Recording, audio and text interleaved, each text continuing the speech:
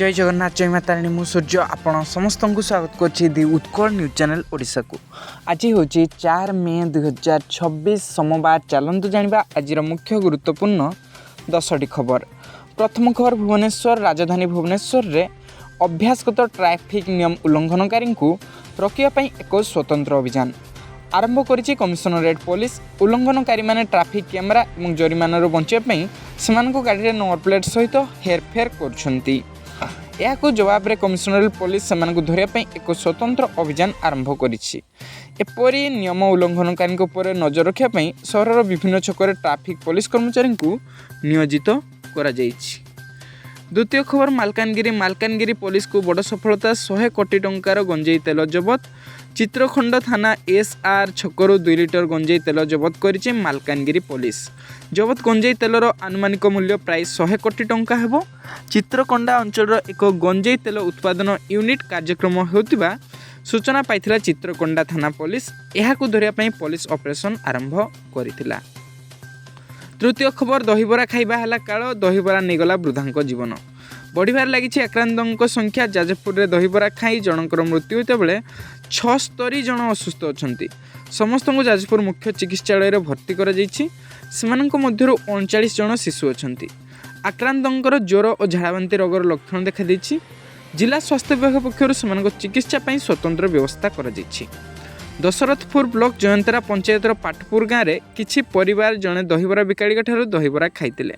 अन्यपटे दहीबरा व्यवसायी को मंगलपुर पुलिस अटक रखिथिबा जଣାपड़िछि। अटक दहीबरा बिकाड़ी हेले झुंपुरी अंचलर गुरुडा साहू। चतुर्थ खबर, भुवनेश्वर बढ़िला ओमफेड क्षीर दाम। ओमफेड क्षीर लिटर पिछा 4 टंका वृद्धि होइछि। पूर्वर जो 500 ग्राम पैक्र दाम 27 टंका थिला ताहा 29 टंका होइछि। अर्थात एबे ओमफेड लिटर पिछा 58 टंकार किणवे ग्राहक। ओमफेड क्षीर दाम बढ़िया जो आगको क्षीर जातीय सबु सामग्री यथा पनीर, दही, खुआ, मिठा और चा कप दाम बढ़ी पारे। फल खाउटी माने प्रभावित होगा एक प्रकार निश्चित बोली एबे कहा जाउछि। पंचम खबर, जिंज चालान बेले माड़ी बसिले अबकारी पुलिस।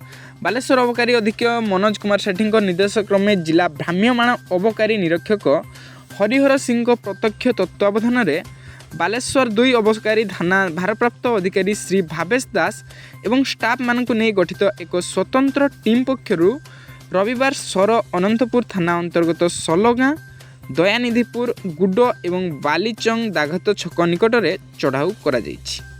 405 लिटर जिंजर और 30 लिटर देशी रंधामद सह 6टी बाइक जबत होइछि। षष्ठ खबर, राज्यर सुभद्रा योजनार वंचित थिबा हिताधिकारी आछि एक खुशी खबर। आज मिलिबो वंचित हिताधिकारी को सुभद्रा योजनार टंका। ए संपर्क में उपमुख्यमंत्री प्रभाती परिडा निजर एक्स हैंडल रे सूचना दैछंती। मोट 1,23,849 जन वंचित हिताधिकारी को एक दिन सहायता राशि प्रदान करा जिवो। सप्तम खबर, पुणी राजधानी रे जीवन नहीं आम बस। व्यस्तबहुल पलाशुणी छकरे जड़े बाइक चालक उपरे आम बस माड़ी जावा फल घटनास्थल में युवक मृत्यु होइछि। मृतक जनक परिचय मिल पारि नहीं। यह नहीं घटनास्थल में चाप उत्तेजना देखा मिली। उत्त्यक्त लोके रास्ता रोक करिसेंती। अष्टम खबर, लखनऊ उत्तर प्रदेश सिद्धार्थनगर में एक पानी टांकी फसी रही किशोर मान प्राय 16 घंटा पर सुरक्षित भाव में उद्धार करा जाइछि। रविवार सकाळे गोरखपुर एक सेना हेलिकॉप्टर उद्धार करथिला। हेलिकॉप्टरटी सकाळ प्राय 5:20 घटनास्थल पहुंचला एवं 15 मिनिट ऑपरेशन पर किशोर मान सुरक्षित भाव में उद्धार करथिला।